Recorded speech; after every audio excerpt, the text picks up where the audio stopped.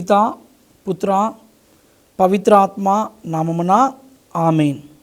క్రీస్తునాథుని యందు మిక్కిలి ప్రియులకు సహోదరి సహోదరులరా, క్రీస్తు సందేశం దివ్యవాణి టీవీ కార్యక్రమానికి స్వాగతం సుస్వాగతం.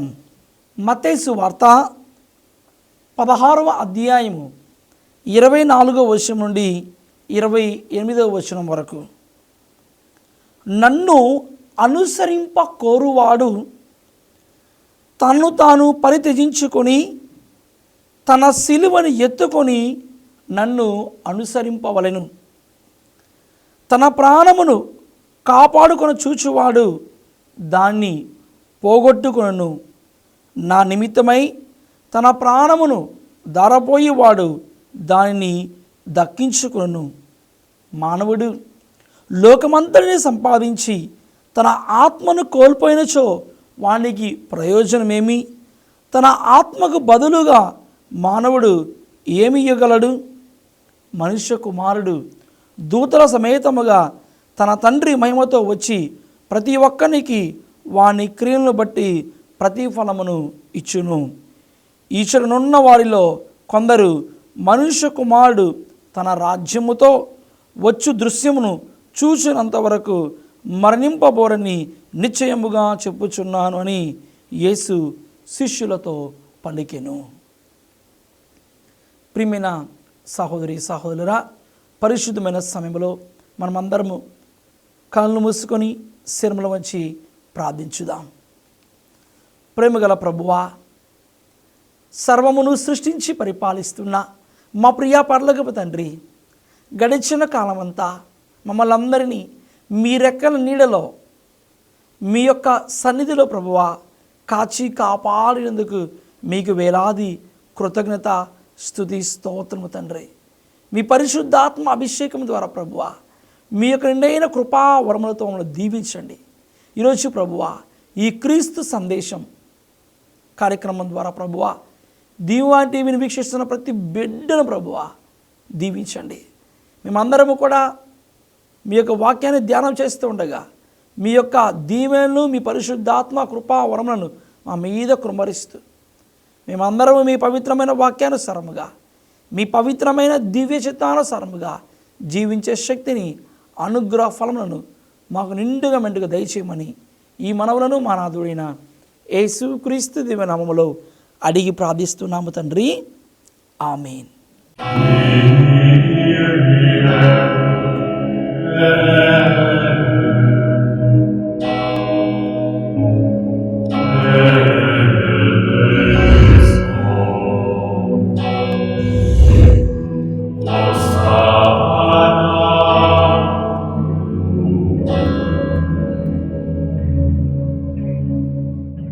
ప్రియమైన దేవుని బిడ్డలారా, ఈరోజు మనమందరము కూడా ధ్యానిస్తున్న అంశము బాధలు క్రీస్తు ప్రేమ. బాధలు క్రీస్తు ప్రేమ. ప్రియమైన దేవుని బిడ్డలారా, యేసుక్రీస్తు ప్రభుని మనము అనుసరిస్తున్నామంటే, యేసుక్రీస్తు ప్రభుని మనమందరము కూడా ఆయన మనము దృఢముగా నమ్ముకున్నామంటే ఖచ్చితముగా మనము మన జీవితములో అది సంతోషమైన, దుఃఖమైన, ఆనందమైన, విచారమైన మనము రెండింటిని కూడా అంగీకరించుకుంటూ ప్రభునితో కలిసి మనము ముందుకు నడవాలి. ప్రియమైన సహోదరి సహోదరులరా, అనగా సంతోషంలో ఉన్నప్పుడు మాత్రమే కాదు, ఆనందంలో ఉన్నప్పుడు మాత్రమే కాదు, దేవా నీకు వందనములు, దేవా నీకు స్తోత్రములు, నువ్వు గొప్ప దేవుడు దేవా అని కాదు. నీవు దుఃఖములో ఉన్నా, నువ్వు బాధల్లో ఉన్నా, నువ్వు శ్రమల్లో ఉన్నా, నువ్వు అవమానింపబడినా, నువ్వు అవరోధాలు వచ్చినా, అడ్డంకులు వచ్చినా, ఒకవేళ ప్రతికూలమైన పరిస్థితులలో కూడా నువ్వు దేవుణ్ణి స్తుతించాలి, దేవుణ్ణి ఆరాధించాలి, దేవుణ్ణి మహిమపరచాలి. ఎందుకంటే ప్రియమైన దేవుని బిడ్డ, అనుకూలమైన పరిస్థితులలో మాత్రమే కాదు, ప్రతికూలమైన పరిస్థితులలో కూడా అన్ని వేళలా అన్ని సమయాల్లో మనము దేవుని యొక్క శిలువ శ్రమలలో, ఆయన బాధలలో మనము పాలు పంచుకోవాలి. ప్రభుని యొక్క సంతోషంలో, ప్రభుని ఆనందములో, ప్రభుని దుఃఖములో, ప్రభుని శ్రమలలో మనము భాగస్థులమైనప్పుడే నిజమైన కథోలిక బిడ్డలుగా, నిజమైన క్రైస్తవులుగా మనం జీవించగలం. అందుకే ప్రభుని బాధలు మనకు దుఃఖాన్ని తీసుకుని రావు. ప్రభుని యొక్క బాధ మనం చూసినప్పుడు ఆయన యొక్క ప్రేమను మనం అర్థం చేసుకోవాలి. ప్రభుని బాధలు మనకు దుఃఖాన్ని కలిగించవు, కానీ ప్రభుని బాధలు మనం చూసినప్పుడు ఆయన యొక్క మిక్కుటమైన ప్రేమను మనము అర్థం చేసుకోవాలి. అదే పునీత పౌలు భక్తుడు రోమిలకు రాసిన లేఖ 5వ అధ్యాయము 8వ వచనంలో మనం ధ్యానిస్తున్నాము. మనం పాపాత్ములుగా ఉన్నప్పుడే క్రీస్తు ప్రభు మన కొరకు మరణించెను కదా, తన మిక్కుటమైన ప్రేమ ద్వారా దేవుడు మనందరినీ కూడా ప్రేమిస్తూనే ఉన్నారు. దేవుడు మనందరినీ కూడా ఆదరిస్తూనే ఉన్నారు. దేవుడు మనందరినీ కూడా ఇప్పటికీ కూడా దీవిస్తూనే ఉన్నారు. ఎందుకంటే ఆయన యొక్క ప్రేమ శాశ్వతమైన ప్రేమ, ఆయన యొక్క ప్రేమ నిరంతరమైన ప్రేమ, ఆయన యొక్క ప్రేమ అపారమైన ప్రేమ, ఎటువంటి షరతులు లేని ప్రేమ, హద్దులు లేని ప్రేమ, అవధులు లేని ప్రేమ, నా యేసయ్య ప్రేమ. ప్రభు అందరికీ కూడా గొప్ప వాగ్దానం ఇస్తున్నారు. యెషయా గ్రంథము 43వ అధ్యాయము 4వ వచనంలో, నీవు నా నేత్రములకు అమూల్యమైన వాడవు, నేను నిన్ను ప్రేమింతును, నేను నిన్ను సన్మానింతును.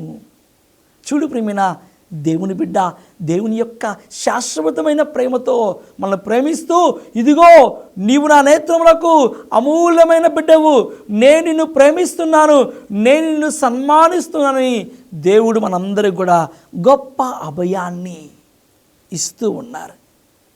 పునీత పౌలు భక్తుడు రోమిలకు రాసిన లేఖ 8వ అధ్యాయము 17వ వచనంలో చూస్తున్నాము. మనము పుత్రులము కనుక వారసులము కూడా. నిజముగా మనము దేవుని వారసులము, క్రీస్తు తోటి వారసులము. క్రీస్తు బాధల్లో మనము పాలు పంచుకునే ఎడల ఆయన మహిమలో కూడా మనము భాగస్థులము అగుదము. మరొకసారి ధ్యానం చేసుకుందాం ప్రియమైన దేవుని బిడ్డ. క్రీస్తు బాధల్లో మనము పాలు పంచుకునే ఎడల ఆయన మహిమలో కూడా మనము భాగస్థులము అగుదము. కాబట్టి ప్రియమైన దేవుని బిడ్డ, క్రైస్తవులైన మనకు ఈ శ్రమలు అనేవి, ఈ బాధలు అనేవి, ఈ హింసలు అనేవి, ఈ అవరోధాలు అనేవి, అవమానాలు అనేవి అన్నీ కూడా మనము వాటి గుండా పోవాలి. ఆ శ్రమల మార్గం ద్వారా మనము ప్రయాణం చేస్తేనే మనకు రక్షణ మార్గం ఉందని, పరలోక మార్గం ఉందని మనందరం కూడా తెలుసుకోవాలి. ప్రియమైన దేవుని బిడ్డ, మరి పునీతులు అందరూ కూడా ఇటువంటి శ్రమల మార్గం ద్వారా ప్రయాణం చేస్తేనే వారు పరలోక మార్గాన్ని కనుగొన్నారు. ఈ యొక్క హింస, ఈ యొక్క శ్రమ, ఈ యొక్క బాధల ద్వారా ప్రయాణం చేస్తేనే వారు శాశ్వతమైన పరలోక రాజ్యాన్ని వారు పొందుకున్నారు. ప్రియమైన సహోదరి సహోదరా, పునీతులందరూ శ్రమలను, బాధలను మా నుండి దూరం చేయవద్దని ప్రార్థించినారా? ఆలోచించు. పునీతులందరూ కూడా శ్రమలను, బాధలను మా నుండి దూరము చేయవద్దని ప్రార్థన చేశారా? కాదు. ఈ శ్రమలలో, ఈ బాధలను ఎదుర్కోవడానికి కావలసిన ధైర్యాన్ని, ఈ బాధలలో, శ్రమలలో, ఈ ఇబ్బందులను ఎదుర్కోవడానికి కావలసిన శక్తిని ఇవ్వమని ప్రార్థన చేశారు. ప్రియమైన దేవుని బిడ్డ, కష్టాలు, బాధలు, శ్రమలు మనుషులకి సహజం. ఇవన్నీ కూడా వస్తాయి. ఆ కష్టాలు వచ్చినప్పుడు, బాధలు వచ్చినప్పుడు, శ్రమలు వచ్చినప్పుడు మనం భయపడకూడదు. దృఢముగా ఉండాలి, విశ్వాసము కలిగి ఉండాలి, ధైర్యముగా ఉండాలి. ఎందుకంటే ప్రియమైన దేవుని బిడ్డ, ఈ కష్టాలను, ఈ బాధలను ఎదుర్కొనే శక్తిని దేవుడు మనకు ఇస్తారు. కాబట్టి ఈ శ్రమలు వచ్చినప్పుడు దేవా ఈ శ్రమలను నాకు ఎదుర్కొనే శక్తిని, ఈ బాధలను నాకు ఎదుర్కొనే ధైర్యాన్ని ఇవ్వు ప్రభువా అని మనం ప్రార్థన చేయాలి. అలా కాకుండా ఈ కష్టం నాకు రాకూడదు, ఈ బాధలు నాకు రాకూడదు, ఇక నా జీవితం అంతా కూడా సుఖంగా సంతోషంగా ఆనందంగా ఉండిపోవాలని అనుకోవడము తప్పు ప్రేమైన దేవుని బిడ్డ. ఎందుకంటే మనుషులకు బాధలు, కష్టాలు, ఆటుపోటులు, అవరోధాలు, అడ్డంకులు, అవమానాలు వస్తాయి. ఇవన్నీ కూడా సహజమే. అయితే ప్రభువు అనుగ్రహిస్తున్న శక్తి మీద మనం ఆధారపడాలి. అదే పునీత పౌలు భక్తుడు ఫిలిప్పీలకు రాసిన లేఖ 4వ అధ్యాయము 13వ వచనం మనం ధ్యానం చేస్తున్నాం. క్రీస్తు అనుగ్రహించు శక్తిచే ఎట్టి బాధనైనను ఎట్టి పరిస్థితులను ఎదుర్కొన్న బలము నాకు ఉన్నది. క్రీస్తు ప్రభు అనుగ్రహిస్తున్న శక్తి చేత నాకు ఎట్టి బాధలని ఎట్టి పరిస్థితులని నేను ఎదుర్కొన్న శక్తి బలము నా దగ్గర ఉందని పునీత పౌలు భక్తుడు మనందరికీ కూడా గొప్ప అభయాన్ని, గొప్ప భరోసాను మరి పౌలు గారు మనందరికి ఇస్తున్నారు ప్రియమైన దేవుని బిడ్డలారా. కాబట్టి మనమందరము కూడా ఆత్మీయ జీవితంలో మనము దేవుని మీద ఆధారపడి జీవిస్తున్నప్పుడు, ఆయన మీద మనము ఆధారపడి ఆయన్ను అంటిపెట్టుకొని జీవిస్తున్నప్పుడు ఒకవేళ శ్రమలు వచ్చినా, ఒకవేళ బాధలు వచ్చినా, ఒకవేళ హింసలు వచ్చినా మనం వాటిని ధైర్యముగా ఎదుర్కొనగలము. క్రీస్తు సందేశం కార్యక్రమంలో చిన్న విరామం తీసుకుందాం.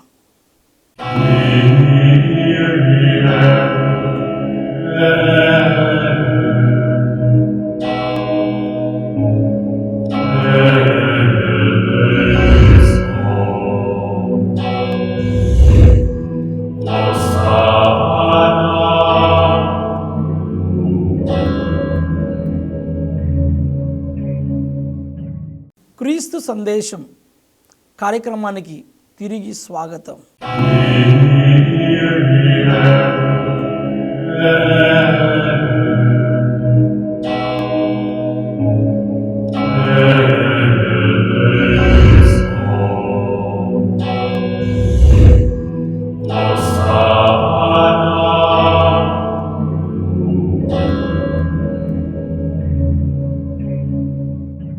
ప్రియమైన దేవుని బిడ్డలారా, మత్తయి వార్త 16వ అధ్యాయము 24వ వచనంలో మనము ధ్యానం చేస్తూ ఉన్నాం. నన్ను అనుసరింప కోరువాడు తన్ను తాను పరిత్యజించుకొని తన సిలువను ఎత్తుకొని నన్ను అనుసరింపవలెను అని ప్రభు మనందరికీ కూడా గొప్ప మరి వాగ్దానాన్ని, భరోసానిస్తున్నారు. నన్ను అనుసరింప కోరువాడు తన్ను తాను పరిత్యజించుకొని తన అనుదిన సిలువను ఎత్తుకొని నన్ను అనుసరింపవలను. ఇదిగో ప్రియమైన దేవుని బిడ్డ, ఈరోజు నువ్వు ప్రభుని యొక్క సిలువ శ్రమలలో భాగస్థులను కోరుకుంటున్నావా? నువ్వు ప్రభుని యొక్క సిలువ శ్రమలలో భాగస్థులని కోరుకుంటున్నావా? అయితే ఈరోజు నీవు ఆయన సిలువ వైపు చూస్తూ ఆ సిలువను నువ్వు ఇష్టముగా మొయ్యి, ఆ సిలువను నీవు సంతోషముగా మొయ్యి. ఎందుకంటే మనము మన అనుదిన సిలువను మోసుకొని ప్రభుని అనుసరిస్తున్నప్పుడు మనము ఆయన్ను మహిమపరిచే బిడ్డగా, మనము ఆయన్ను ఆరాధించే బిడ్డలుగా మనమందరము కూడా మారుతున్నాము. ప్రియమైన దేవుని బిడ్డలారా, పునీత అంతియోకపురి ఇగ్నాసి వారు అంటున్నారు సంతోషముగా, క్రీస్తు కొరకు శ్రమలను అనుభవించి మరణించడానికి నేను సిద్ధముగా ఉన్నాను. సంతోషముగా క్రీస్తు కొరకు శ్రమలను అనుభవించడానికి, మరణించడానికి నేను సిద్ధముగా ఉన్నానని పునీత అంతియోకపురి ఇగ్నాసి వారు అంటున్నారు.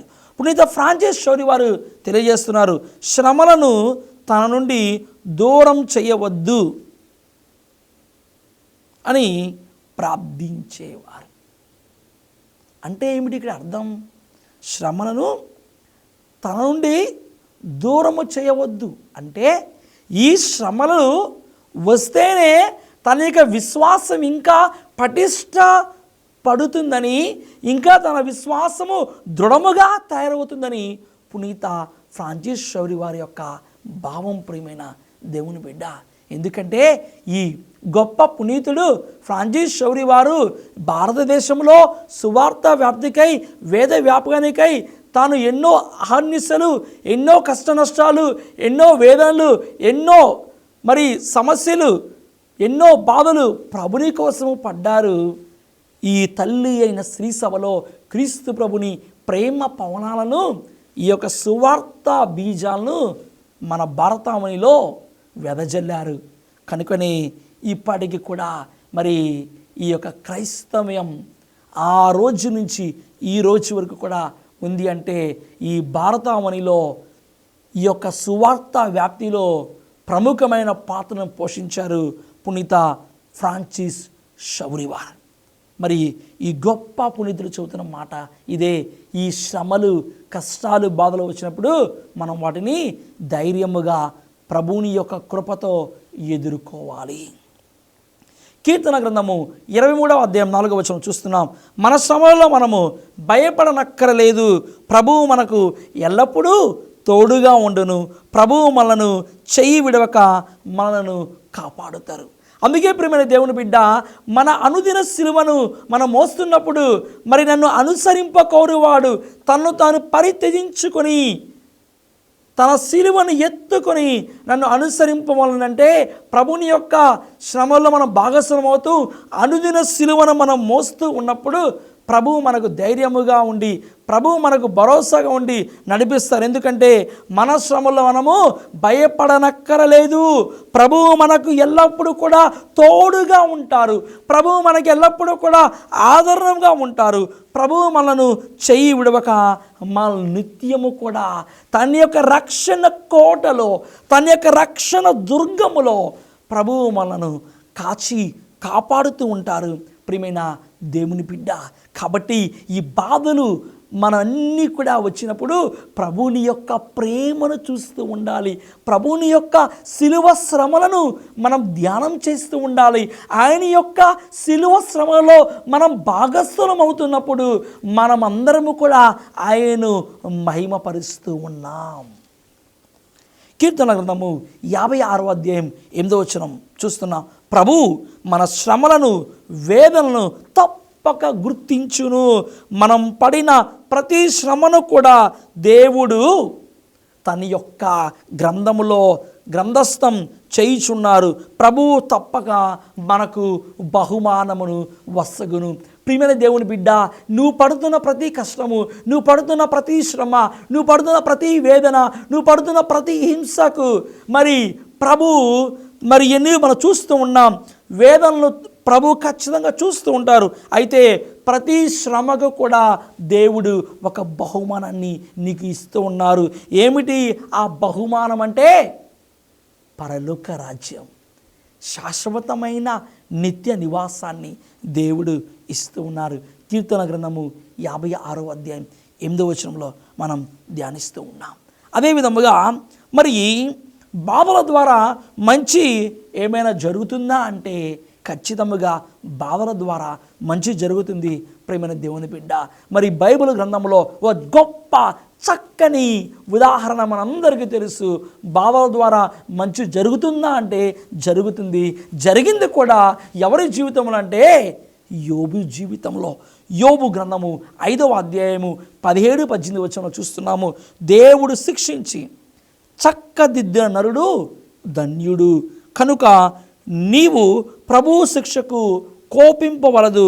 దేవుడు గాయపరుచువాడు కట్టువాడు కూడా, దేవుడు కొట్టువాడు చికిత్స చేయువాడు కూడా. చాలా చక్కని మాట మనం చూస్తూ ఉన్నాం. దేవుడు శిక్షించి చక్కదిద్దిన నరుడు ధన్యుడు, కనుక నీవు ప్రభువు శిక్షకు కోపింపవలదు. దేవుడు గాయపరుచువాడు కట్టువాడు కూడా, దెబ్బలు కొట్టువాడు చికిత్స చేయువాడు కూడా ప్రభువే. మన బాధలో కూడా మనము ఆనందించగలగాలి. ఎందుకంటే కష్టములు ఓర్పును, ఓర్పు సచ్చీలము నిరీక్షణను కలిగించును. నిరీక్షణ మన నుండి నిరాశను పారద్రోలును. మన బలహీనతల కొరకు క్రీస్తు మరణించి మనకు రక్షణను ప్రసాదించారు. కాబట్టి ప్రియమైన దేవుని బిడ్డ, ఈ యొక్క శ్రమలలో, ఈ యొక్క బాధలలో, ఈ యొక్క అవరోధాల్లో మనం గుర్తు చేసుకోవాలి, మనము నిత్యము కూడా దేవునితో ఉండాలి. యోబు తన జీవితంలో సర్వస్వాన్ని కోల్పోయాడు. యోబు తన జీవితంలో అన్నింటి కుటుంబ సభ్యులను అందరినీ కోల్పోయారు. బిడ్డలను, కుటుంబ సభ్యులందరినీ కోల్పోయారు. ఆస్తిపాస్తులను కోల్పోయాడు యోబు. కానీ తన జీవితంలో విశ్వాసాన్ని కోల్పోలేదు. దేవుని యందు నమ్మికను కోల్పోలేదు. దేవుని యందు విశ్వాసాన్ని కోల్పోలేదు. దేవుణ్ణి అంటిపెట్టుకుని జీవించారు. కష్టం రాని, బాధ రాని, సమస్య రాని, అవరోధాలు రాని, అడ్డంకులు రాని దేవుణ్ణి దృఢముగా అంటిపెట్టుకొని యోబు జీవించాడు. కనుకనే ఈరోజు జీవ గ్రంథములో యోబు నిలిచిపోతూ ఉన్నాడు. మరి మన అనుదిన జీవితంలో వస్తున్న చిన్న చిన్న కష్టాలను, చిన్న చిన్న బాధలను మనం సంతోషముగా, ఆనందముగా దేవునికి సమర్పించుకోవాలి. ఎందుకంటే మనము మన అనుదిన జీవితంలో దేవునికి ప్రథమ స్థానం ఇచ్చినప్పుడు, మన అనుదిన జీవితంలో మనము ప్రభువుని అంటిపెట్టుకొని జీవించినప్పుడు ప్రభువే మనకి ఎల్లప్పుడూ కూడా తోడుగా ఉంటారు. మన ఆత్మీయ జీవితంలో ఒక్కటి మనం గుర్తుంచుకోవాలి, ఏమిటంటే మీ యొక్క బాధలు ద్వారా, ఈ శ్రమల ద్వారా మనమందరము కూడా దేవుణ్ణి ప్రేమిస్తూ ఉన్నాం.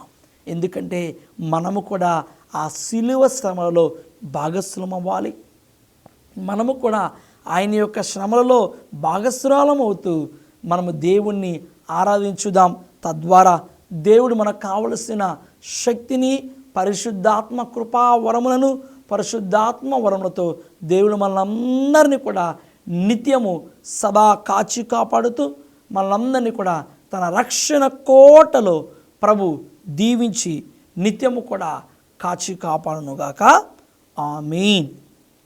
ప్రభు మీతో ఉండునుగాక, మీ ఆత్మతోనూ ఉండునుగాక. సర్వశక్తిగల సర్వేశ్వరుడు పితా, పుత్ర, పవిత్రాత్మ మిమ్ము దీవించి కాచి కాపాడునుగాక. ఆమేన్.